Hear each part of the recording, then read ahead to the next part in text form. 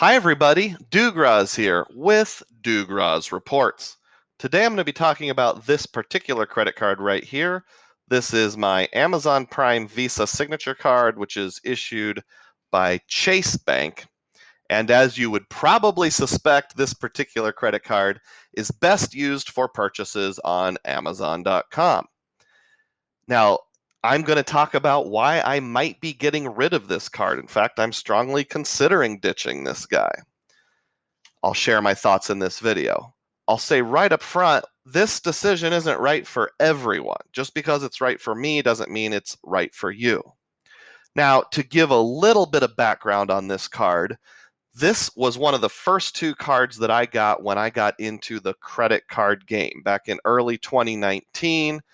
3.5 years ago, I realized I can do better than 1% on everything with my Discover card and decided to start looking for other category bonuses and those kinds of things. And 5% back on Amazon, well, we did use Amazon a lot. Let's review what the credit card does before I start to weigh the pros and cons. Now, this card has a $150 sign-up bonus, but it's paid in the form of an Amazon gift card. All you have to do is sign up, and I think you have to make one purchase. From that point on, a 5% cash back on all spending at Amazon and Whole Foods, 2% back on restaurants and gas stations, 1% back on everything else, and fortunately, there is no annual fee. So sounds pretty good, pretty simple. And to be honest with you, it is. So if I'm saying it's good and it's simple, why am I thinking of getting rid of it? I'll get into that in just a moment. But first, on this particular YouTube channel, we talk about finding epic value for the average American, including, but not limited to, credit card rewards. Does that sound interesting to you? If it does, please subscribe to the channel and please click the thumbs up button. Let's dive in. So to be a little more specific, I think for most people, for people that aren't deep into the credit card game, this is a fantastic card. Buy all your Amazon stuff on here, and you basically get a 5% coupon on everything. Just make sure you pay your balance on time every month within the grace period, and you won't have any fees at all. No annual fee, no interest rates, charges, nothing. So a really good card. At the time I got the card, it was actually a good choice. I don't regret it. But I'm now to the point where I have lots of credit cards and lots of opportunities. So I always have to consider opportunity cost, or what could I be gaining if I put that spending on a different card? And I'll go over a few different ways that can and does happen. One of those ways is through an app on my phone, and it's an app called Payce. You'll see it's this little green P right there. Payce, Payce. I think that's how you pronounce it at least. This is a discount app where there's lots of different stores where you get a discount for using its card link. You'll see right there at the beginning of it, Home Depot, CVS. Some others that I use all the time are Staples, Kohl's, occasionally Office Max, Office Depot, occasionally Panda Express. But the big ones for me are Kohl's, Home Depot, CVS, and Staples. Even if you take out Home Depot, Kohl's, Staples, CVS. So this app will give me 5% cash back linked to any card, not American Express, unfortunately. I believe it's just Visa, MasterCard, and Discover.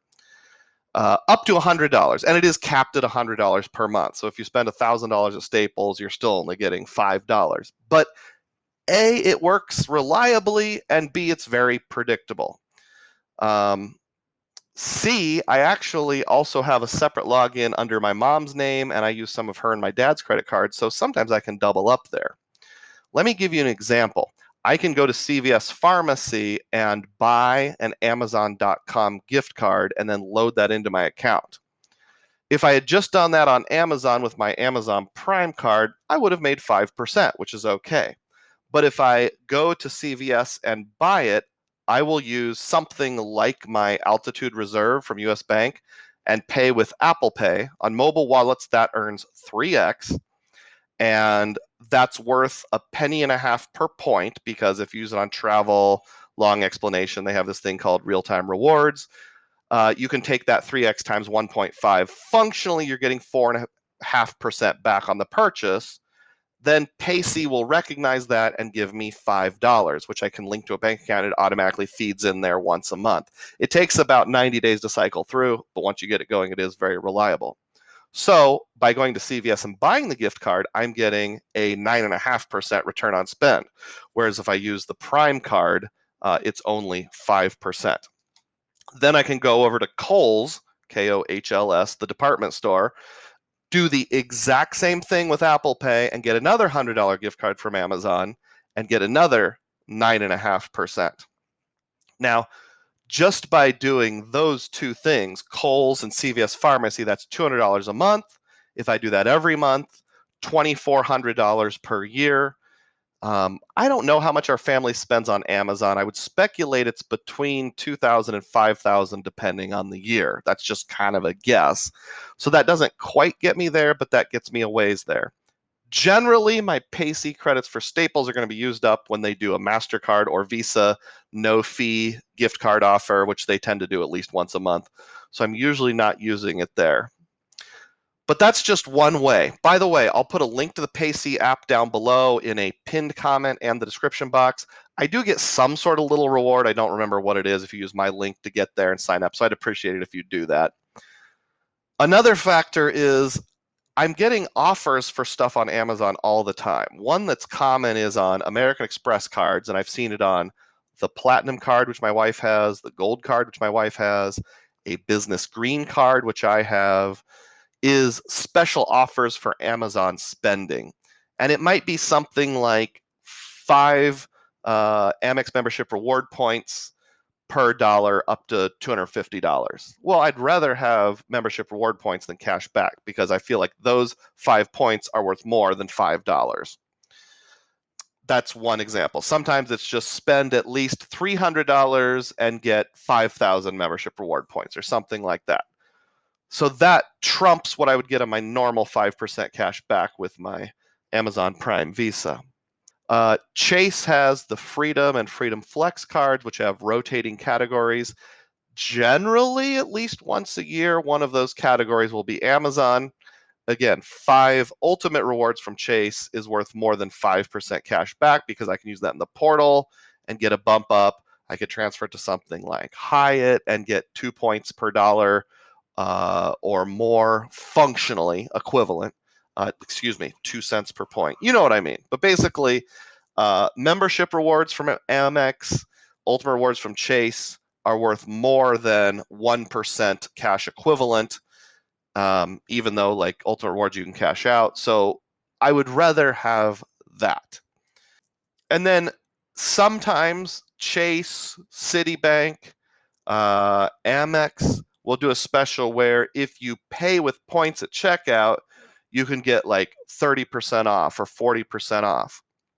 So I could buy something through Amazon using that and get a big discount that way overcomes the 5% that I'm going to get on here. Now, just doing some kind of quick and dirty math, I figure through a combination of those things I just mentioned, plus sometimes I have sign-up bonuses where I just want to put spending for my new card on everything I can possibly get, including Amazon, where I'm getting 10, 20% return on spend. All those things put together probably amount to a point where I'm really only running about $50 a month through my Amazon Prime Visa. That's not nothing, but if you think about it this way, even if I take, a really basic card, not basic, but like an everything else card, like I have a Capital One Venture X, gets 2 points per dollar everywhere. And if I transfer to something like Wyndham and use that for Vacasa or cottages.com, it's probably roughly a penny and a half per point. So functionally about 3% return on spend here, 5% return on spend here. We're talking a functional difference of 2%. Now, if I've got about $50 a month after all those other deals that overlap onto my Prime Visa, that's about $50 a month. 2% of that is $1. So am I really going to keep a credit card around to save $12 per year? It's just one more card to have, one more potential exposure to fraud. And I know you can take that argument way too far.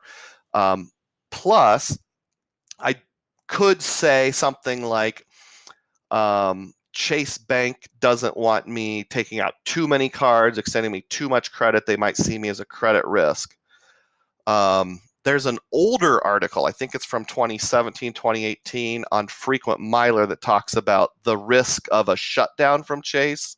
I'll put a link up there in the corner. It's an older code, sir, but it checks out.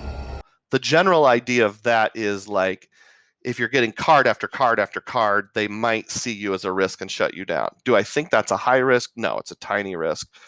But if it's a card I'm not using anyway, why have one more point of exposure for something that I'm hardly using? I haven't decided yet. So put a comment down below and you tell me, what do you think I should do? Should I ditch my Amazon card? Should I keep it? I've got a pretty long credit history going back to the year 2000 and even before. I've only had this card for 3 years, so it's not that big of a deal in my credit history. I do want to emphasize that this advice I'm giving applies to me. It applies to people that have lots of other options. If you've only got 2 or 3 credit cards, or you're newer to the game, or you have a credit history of less than 5 years, this advice probably doesn't apply to you. Frankly, it's just kind of a thought exercise. I'm thinking out loud and sharing my opinion. So let me know what you think. Again, if you would be kind enough to hit the thumbs up button and subscribe to this channel, I'd really appreciate it. Helps me move down that path towards 1,000 subscribers. And as always, may your spending be frugal and may your points be plenteous. Thanks for watching.